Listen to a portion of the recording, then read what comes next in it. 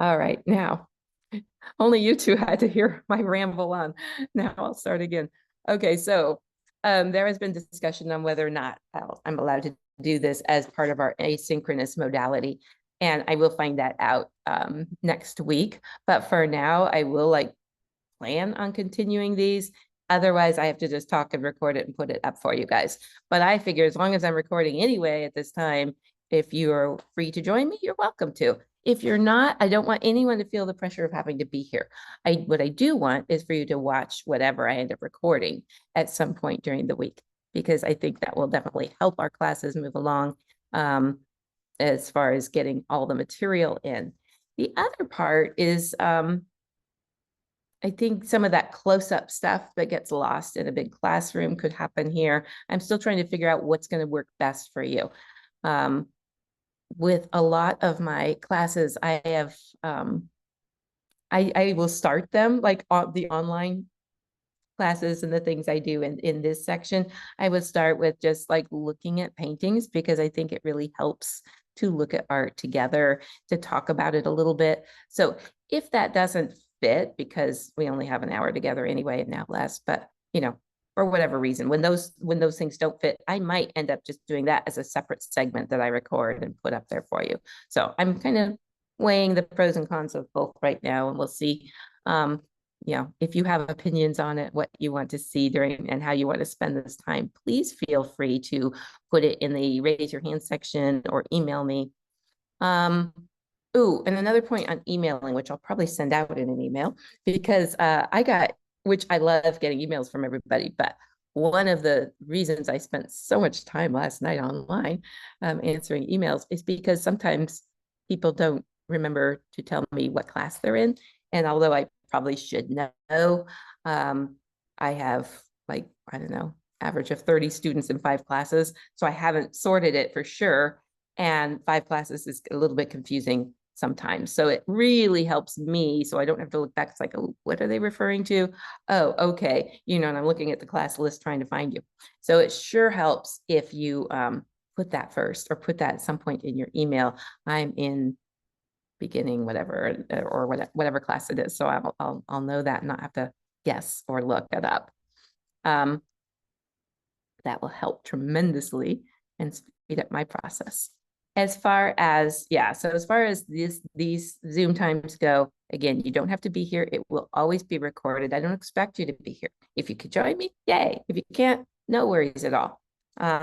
This is because it's asynchronous. So with that, I just had 2 watercolor classes in a row this morning on these. So I am going to pull out something more about what you want to see. Again, right, when you can't be here, but you're feeling left out because you can't be here, I want you to, absolutely feel free. I would love for you to demonstrate this, right? Or that, whatever it is. Tell me in an email. Give me time. Don't do it like that morning for sure. I won't see it.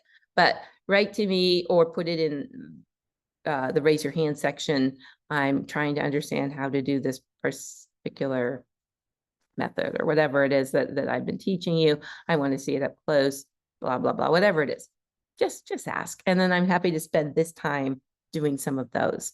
But you need to communicate with me and hopefully in a timely way that I can get it together and have stuff for you.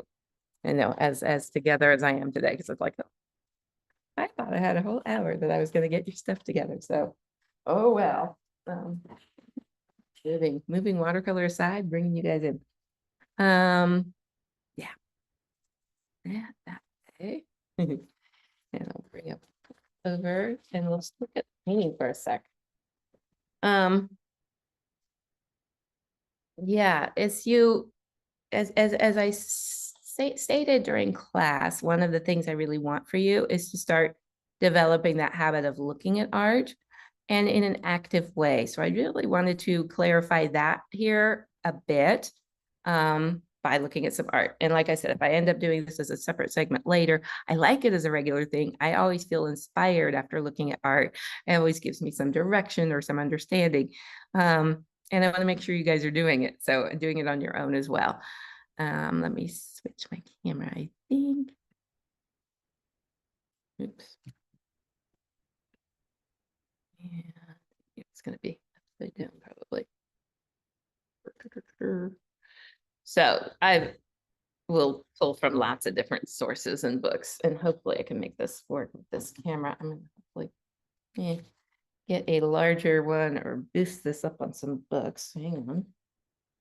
Maybe. I just need my camera to be a little taller, which I think I'll be. Still moving watercolor out of the way. Here we go. Maybe we can see a little bit more of it. Okay, well, hopefully this will work. It's a very large book, so it makes it a little tricky. Anyway, I'm just going to open up to any random page, and here we've got an oil on canvas, which is beautiful. You know, not quite square.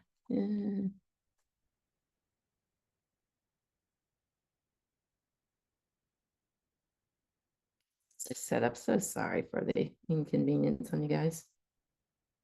Okay. All right. So this is Benjamin C. Brown Landscape with Poppy Field. It's a 40 by 50 inch oil on canvas. And whenever I look at art, again, I want to see what it is that I like about it. What's attracting me to this particular painting?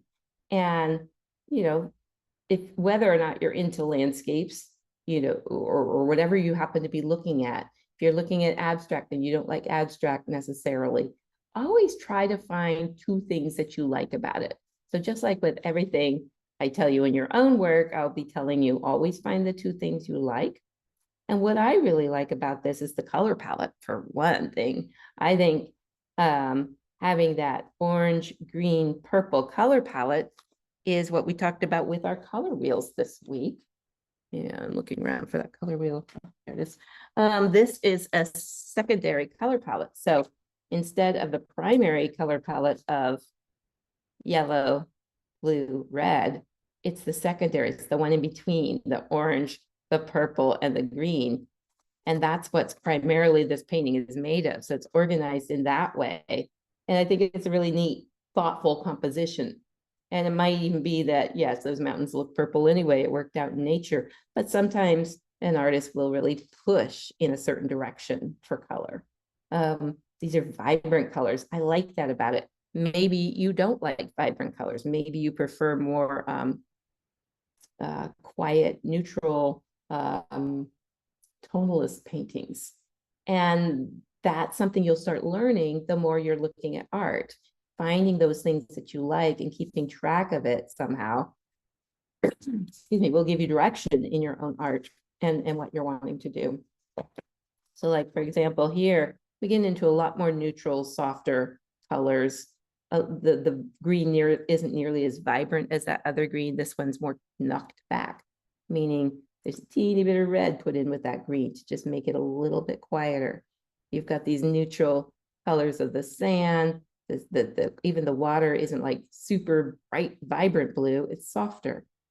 And then all these purples, but muted purples in with that wood of siding of the house.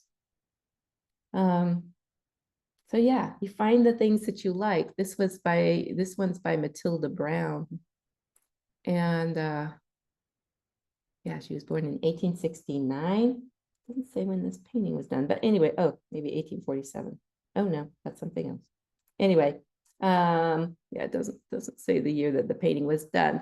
But anyway, this is just, again, something really beautiful. I'm liking that red and the purple combination, the red and the blue. It's like red, blue, and yellow. It's the primary color palette. And then these are the neutrals that are giving our eyes a place to rest. You're getting these nice big shapes, right? Start training your eye to see the big shapes. That's going to be important for composition. Look at a couple more, but you get the idea of this active looking. Is you're going through an art book or, ooh, wow, and you start noticing the things that you like about something. I love the texture in this, but what is this? Yeah, this is oil on canvas.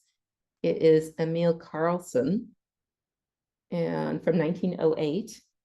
And look at that sky, just that heaviness of the cloud, the fog coming down onto that ocean. The choice of colors, the purples and the blues in that fog, and that are repeated a little bit in the color of the water. But then it also the introduction of the green, because where the light is hitting that water and you're looking at it and the light's coming through that prism of wave, you get these beautiful yellow greens and things going on as well. So the attention to color in this is just gorgeous. It's soft and somewhat muted, but still really active and beautiful. I like where the foam comes up on the at the edge on the sand, and the purples and the different colors in there, the nuance. These are things to start noticing too for a landscape and for anything you do as you're looking and practicing looking. See what more colors you can see rather than just the local color. Like the a lot of times we'll paint an ocean, right? And we'll have that all bright white, but it's not bright white. So if you're at the beach this weekend, I'll be jealous, but if you're at the beach this weekend, notice how white these actually go. Notice what other colors you can see. And wherever you are, if you're at a park and you're looking at a tree trunk, same kind of thing. What colors can you see in that tree trunk? It's not just brown. So start paying attention to those things. And yeah, and I think you'll, it'll serve you well as we continue and as we're learning to paint and mix colors and do all the things that we're doing. Yeah, even as you're looking at the shadow of that rose, see the purple color. Looking at shadows is one of my favorite things to do when I'm out on a sunny day. And I start noticing like the pavement, the color of the shadow on the pavement versus the grass versus the dirt, things like that. But also, if you set up a still life, same kind of thing you could affect depending on what the still life is sitting on. And then noticing it, but then also knowing as a painter, you can emphasize or de-emphasize things too. You can choose your colors a little bit, but as you study and notice darks and lights, where light is hitting, where shadow goes, all of those things to create form, you have a little bit of say-so in the coloring as well, if you're going to go intense or if you're going to keep it more neutralized. We'll get one more and then we'll move. William Henry Clapp did this in 1908. I mean, it's just fabulous. This is in Spain, which I know it looked like something like I've seen before. I was trying to figure where is that, but it's Spain and I haven't been to Spain. But again, like the rocks, when we go to the beaches here or out to, different parks and things, and we notice rocks and hills and things around us, start looking for those colors. What colors are you seeing? I love the paint application in this one too. It's very textural. It looks like it's put on with a lot of palette knife. There's some brushwork too, but it looks a lot like palette knife in some of this. So you've got this color sitting on color, whereas back here it's a little bit more mushed together in the sky, more, this is very luminous, sort of like a impressionist, which I guess it is an impressionist as well, but this is yeah, you've got the darks and lights and the pinks and things like that all coming together to make this really beautiful sky. And just really you feel the presence of that hillside, you feel the warmth of the day, all of it takes you to that place. So that's what I like about it. I love the shadow side of the house and the sunlit side of it. Yeah, shade side. Anyway, both of them. Yeah. Anyway, those are just things to start pointing out and looking and just taking time with a painting like this or any of the others and seeing what it is you like. And also look at what it is you don't like, because you can learn a lot about why you don't like something too. Maybe you think, oh, it's just I don't like the chunky paint. I want a very smooth surface. And that would be a definite aesthetic, that you have. It doesn't make you right or wrong. It's just that we all have different likes and dislikes. So start noticing those too, and that's going to help direct you. All right, so that's all from the Fleischer collection, California Impressionism from the Irvine Museum. If you guys ever, look, Irvine Museum is a great place to go look at art in person. I would highly, highly recommend it. All right, so with the rest of our time, I want to make sure that we all are aware of what we're doing this week. So what we've done so far and what we did, I know, I'm trying to remember, it's all a blur. But what we did in class was we were trying to just understand our paints. Well, we talked about it more than anything, but this week was to be able to play with your paint a bit. I'm gonna share my screen, I think. Maybe. Oh, goodness.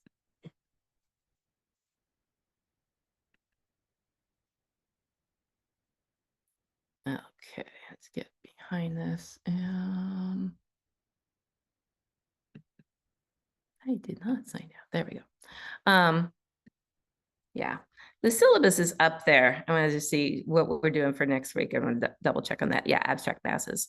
Are we in the right one? Oh, shoot. Okay. I'm all right. I have ridiculously abbreviated both my painting, oil and acrylic painting. So I'm talking to you guys like you're mixing paint for the first time. This is okay, but like you still got to look at art together, so we're good. This is intermediate. And I was thinking this was the beginning, so I apologize. I'm just gonna lose my brain entirely. All right, good deal. Well, we're on to definitely on to composition and armatures and all of that. So let me show you the right stuff too. We'll get back to that. And then as long as we're here on the screen sharing thing, I just want to show you really, really quickly in the module, I think. Get back to it. Oh, come on. There we go. In the module, how it's set up in case people didn't have a chance to get to look at it. That's where the look at art section is. If I end up doing separate sections on looking at art, I will put them all in here, the videos that I make. Otherwise, we have class notes. Each week we'll have different class notes as they come up. In this one, I'm trying to remember, I did give you some stuff on composition. So if you didn't see that yet, that's all there in class notes. If I have anything else after today, I will add it to this for today. And for next week, it'll be week 2. In the share space, this is where you will go in and upload the things to share. And we had just one, I think, shared so far. So thank you, Barbara, for doing that. But the rest of you can do this merely by hitting reply. You go to the photo section here. You're going to click on that. You're going to upload image. And then you could drag whatever image over that you're wanting to share from your desktop, or you can click on it to access your photos. And then you'd hit submit. Then it's in a box, still not done yet until you hit the reply button. You could type whatever you want in there. If you're wanting a critique, that's where I'm going to ask you to write 2 things that you like about it, 1 thing you want help on, or that you think needs work, and say, I would love critique on this because I really got the color figured out, but I don't know how, to make it orderly. I forget what painting this is, but anyway, and so you type that and then you could hit reply and it will be there for me. If you hit reply too soon, or you don't like what you wrote, or you see a typo, you can go into those 3 dots, you can delete it and start over, or you can edit it. So I'll delete because I don't need that painting there. All right, so now the ins and outs of our canvas hopefully is clear. Again, the Zoom will always be here, and the copies of the Zoom are in here too. Let me go to that really quickly, show you where that is or will be. You won't be able to see it right now because there's no recordings yet, but here's where you'll access the Zooms, and here's where you'll go to the cloud recordings. I will try to remember to put links in, but if I don't for some reason, you can go and access it on your own just by hitting cloud recordings. There aren't any here at this point, but there will be. So always copy the password because you're going to need that once to link into that. You know, I don't want to keep telling like how to do stuff, but oh, right. And here's where you upload your assignment for the armature exercise. And just to go over that again, for anyone that missed class, Monday, was Monday. Yeah, that wasn't that long ago, but it feels like it was. You're going to find some paintings, photocopy them or draw little thumbnails of them, and then you're going to figure out what armature it is. Is it an S? Is it a T? So we're going to look at some of those, I think, right now again, which I showed you. I forgot because you guys actually had the camera. The other class didn't. So I will show you what that looks like. So that's mostly it for assignments, the same thing. You're going to click on it. I'll show you student view. For student view, you're going to click on it and you'll see start assignment. You'll hit start assignment, upload file. So just taking a picture of what you did, it doesn't have to be perfect at all. Just show me that you did it instead of have an understanding of the armature or the scaffolding that holds that painting together, right? The how it's laid out in composition. Okay, and then you'd upload it and then you'd hit submit assignment, and that's all it is for that. And in any of this, if anybody's having trouble or difficulties, just contact me. I'm happy to even have a private Zoom to walk you through this at a slower pace. Which I just realized I forgot to do captions. Let's see, leave student view. Okay, there's just so much to remember. Let's stop the share for right now, and then we'll open up a book again to look at the right way of all of this. But let me get captions going because I forgot.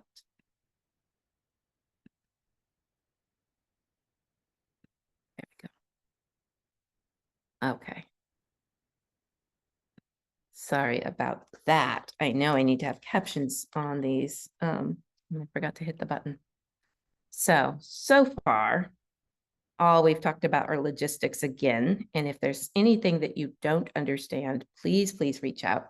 I am so happy to do a private Zoom to walk you through some of these silly parts that will get us all on the same page. They're silly, but not. They're necessary, I suppose. Okay, so let's see. Let me grab the right book.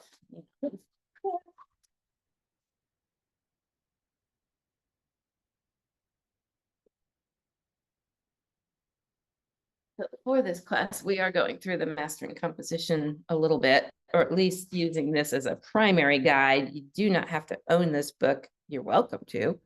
The other thing I didn't do yet, but I told you Monday I would, but Ian Roberts has some really great videos. When I see one that applies, it is all about composition all the time. When I see the ones that will apply to whatever we're doing on a particular week, I will upload them into our notes section and you can watch them, but you could also just search them out online.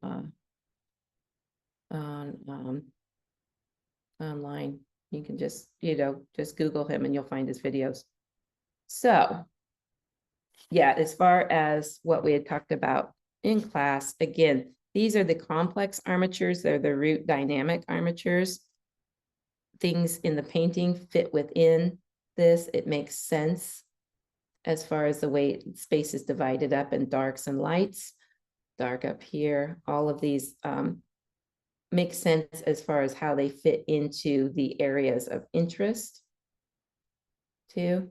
So some of that is like super complex and not necessary, but if you are wanting to push yourself to the root dynamics, I do believe I put some of those in there for you and you can look at them and dissect a painting through the root armatures, root dynamic armatures.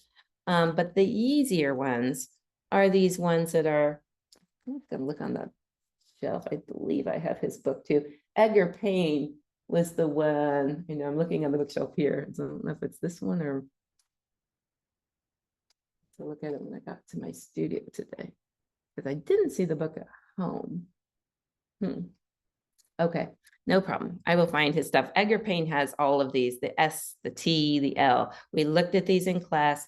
This is what you're supposed to be doing. You'll look at a painting, you'll say, oh, that's an S. That must be that one, right? And that's all you have to do for the assignment. Do a little thumbnail sketch of this, show where the S is, and or the T or the radiating, all the ones that we looked at.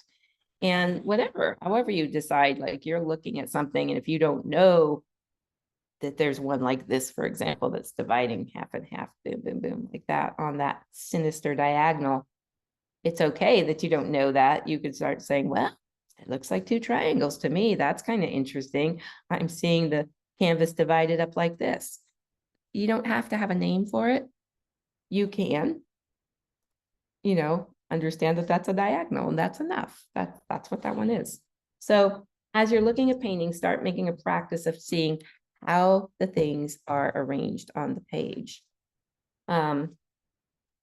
Next week, we'll be getting more into looking at big shapes, how you break down what's in a landscape or what's in a still life or what's in anything into these bigger shapes. And hopefully that will be somewhat clear. I'm like looking to see what I didn't show you in class on like this side as much. Yeah. These were all the cruciform ones that we looked at. So again, you're looking at a portrait, a figurative work, and you're trying to decide, well, how is that divided up? And sometimes it's tricky to figure out. So don't, beat yourself up if you can't, but just try to just do your best for the assignment. I think the more we do this as we're looking at artwork, let's see if I find something. The more natural it's going to be when you go to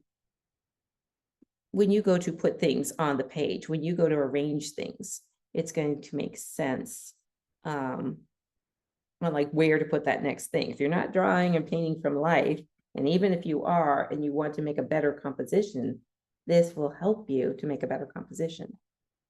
It'll become more intuitive the more you look at things. I'm trying to see if I've got something to look at. All right. Yeah. Just like anything. The more you look at things, then you start seeing, oh, wait, there's that diagonal thing going again, right? Or it's kind of this little triangular thing. And so you start thinking like, this one's not super clear on how it's broken down, but I can still see that they're arranged. I've got this triangle coming here. I've got this triangle coming there. And so it's sort of making sense that way. It's taking me back in space that way through the angles. It's finding its place on the canvas through these angles. And this is just sort of more of an anchor here that's going straight up and down. So sometimes, sometimes it's not super clear saying, oh, well, that of course is the T-shaped one, right? Some are easy to figure out and some aren't. Don't worry about it so much.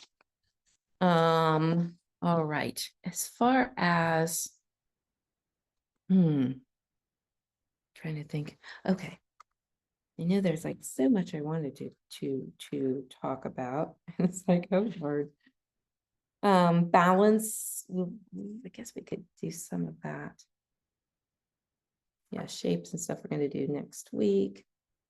These are just things to think. Again, you guys, for this class, you are finding your own motifs, the things that you're connected to. Let's just look at this one this time. The things that you're connected to, you want to paint, right? Because they're going to have more meaning then. Plus, you know the subject better. And they always tell writers, write what you know. It's the same for painters. Paint what you know, paint what you've seen, and bring us to that place or bring us to your subject matter. Let us know that person you're painting, or let us know, some insight into that still life you're doing. It will be much more magical and wonderful if our things like you've got some purpose to it, right? Every painting is going to have a goal. And whether, you're doing even an abstract has a goal. What are you trying to discover? What problem are you trying to solve? Every time you go into a new painting, have that mindset. What do I want to discover? And if it's something beautiful, like a landscape, like I don't know. I've gone to certain places and I'm like, how could I even make that more beautiful? I can't. It's already gorgeous. So instead, what do I want to do? Oh, I want to bring the person there. I want them to feel what that weather was. I want them to feel the warmth of that sunshine in the valley. I want to make it interesting and dynamic. So look at that. I've got these triangle pieces dividing it up again with that angle. This is if we're talking composition, this is the angle that you were more accustomed to. Whereas the other angle we looked at came on the side, the sinister diagonal.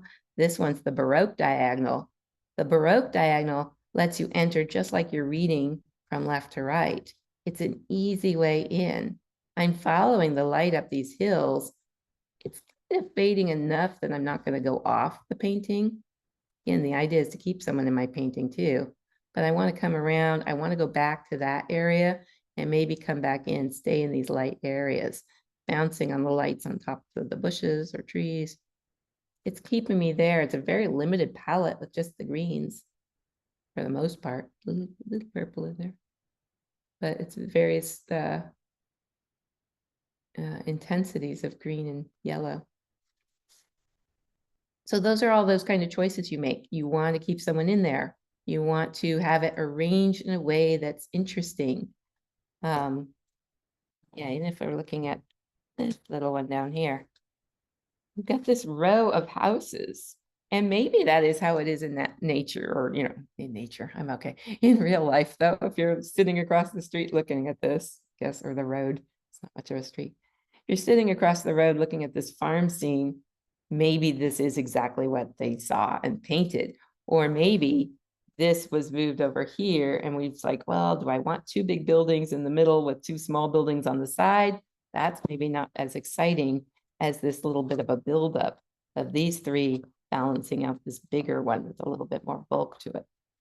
You know, I don't know. I don't know what was in the artist's head, but those are things that you as artists can choose. You can choose to say, okay, I want to look at these shapes and balance them out in a way that's going to make sense, but also be exciting and keep people's interest. I love how this is just like a monochromatic painting. There's not much, like there's a little bit of peach in the sky and everything, but the purples are just incredible. And it's all about that. Again, little rocks on the beach. It's like, this is just a neat little cropped area of a painting or a whole painting where it's balanced. You've got this big shape and a small shape. What is the scaffolding holding this one up? It feels like the one that we looked at that was the balance thing, right? The scales. So you've got a big one, a small one on a scale, more so than like, yes, you could call that a triangle for sure. And it's off to the side.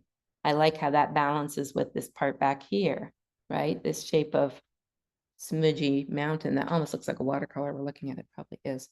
So, but same idea. Like painting is painting is painting for the most part. It's about looking and it's about arranging. It's about that composition that we're after for this this summer semester.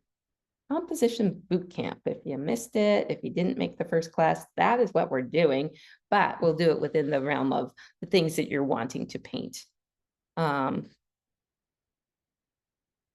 Yeah, this is yeah, here's another one.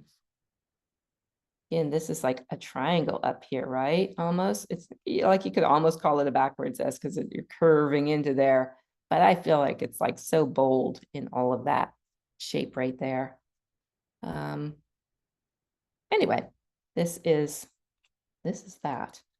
So yeah, again, you're trying to decipher it and you're looking at it and you're trying to think, does it work? Does it not work? Where is it taking me? Like this is looping me around. If I do follow it around, I actually end up discovering that there's people, there's a person, or it's so tiny, but there's at least one person there. There's a figure on the beach, and I don't know if they're with their children or something smaller, but that's where it's taking me. I might not have noticed that.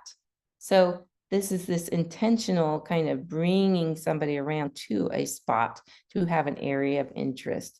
If you were dividing up with those, I should have brought a piece of plastic over.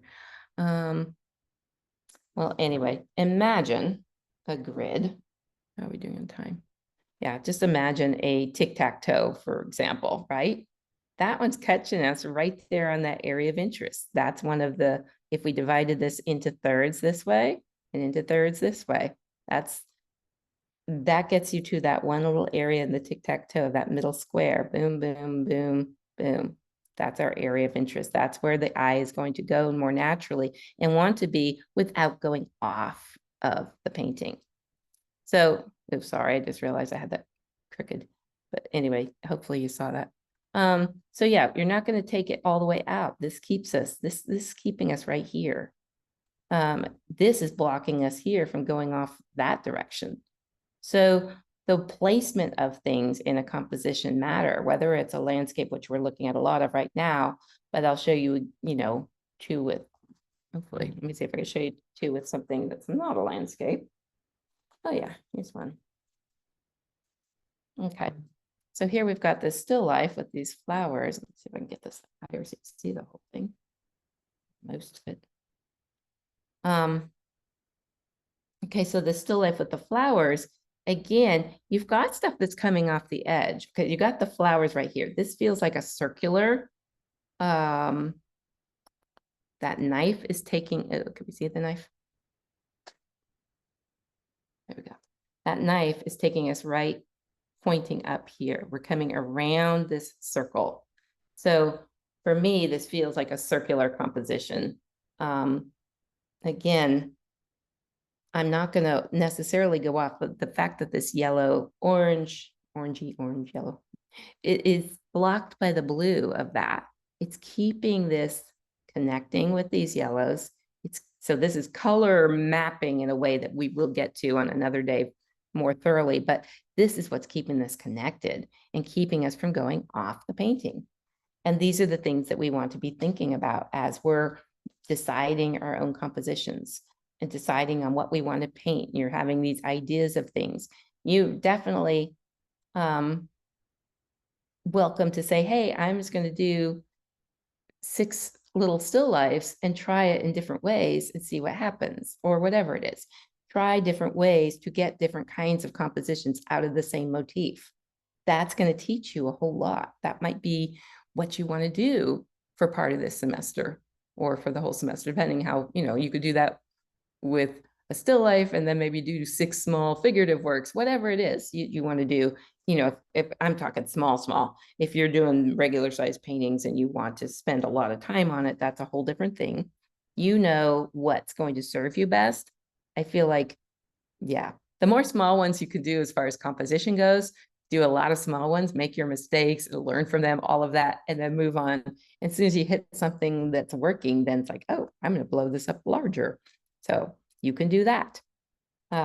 Hopefully you've gone through a little bit of that ideation process this week, figuring out what it is you want to focus on for these 8 weeks or 7 remaining after this. Anyway, I feel like having a sense of those compositional scaffoldings will definitely help once you get to putting the paint down and doing the stuff. Looking at art will help because then it's going to develop your own aesthetic, your own style, like it feeds into what your style can be. The other thing is just thinking about what it is you want to put out in the world. What do you want to say to people? And maybe you're at that state. Maybe you're at a state of just figuring out, you know, how do I keep someone in my painting? I'm going to keep it simple for the summer. I just want to work at how to keep somebody from going off my painting and going to the next painting on the wall. So that's a good focus. That's a really good goal to have for this. Let's see up there. Yeah, there's more flowers up there. Sorry, I wasn't showing the whole thing. I went down for the knife and forgot about all of that. Let's see how that's like, that's really nice foil against these, causing them to come forward. Isn't that gorgeous? I love paint application in this too. So yeah, it's like, again, looking at paint, looking at paintings, seeing what you like about that painting, it's going to feed into it. I like the kind of messiness of it. I don't like that it, you know, I like that it's not articulated perfectly. These brush marks are just gorgeous to me. And the use of color, oh, just so much in this one. All right, so yeah, we're at our time. So let me switch camera. I think. Okay, hang on. Be right there. There, it worked. Good. Okay. So for the rest of this week, look at stuff, make notes, think about things.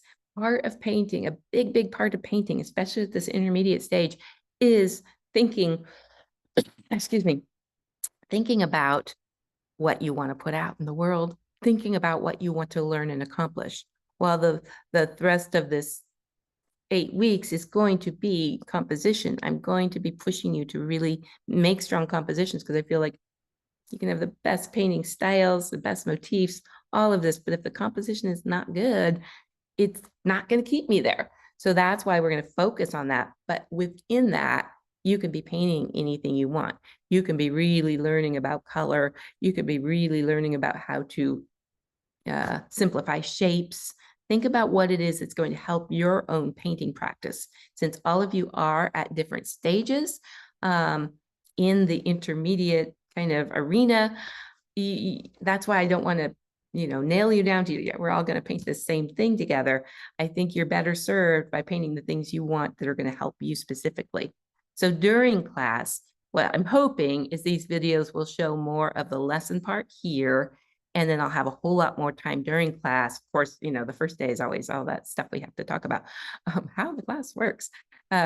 So as we get in now next week, I will be able to individually come over and help all of you where you are. Hopefully you will have that plan. If you don't, email me this week or, before this weekend if you can. Otherwise, we'll talk about it in class, but hopefully you don't want to lose too much time there. So you'll be prepared to paint Monday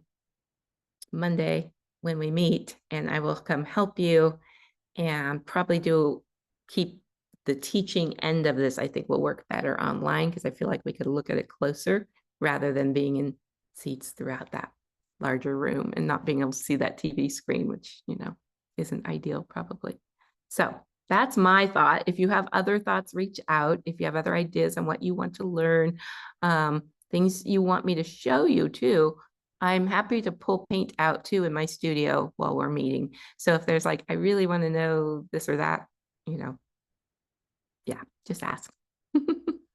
All right. Any questions before we go? You guys good? Okay. All right then. Thank you so much for being here, Christopher and Julie, and anybody that, you can't be here, I can't say it enough because I need to say it more so that the administration lets me keep doing these live if I want to. They're live, but they're not live. They're just like, I'm making a video and you get to join in and be here and ask questions. I just think it works great. And if it doesn't, as far as being here, it really doesn't matter because I'm making a video so that I will be posting for you. So you will get the lesson. All right. I will see you Monday. Okay. Bye.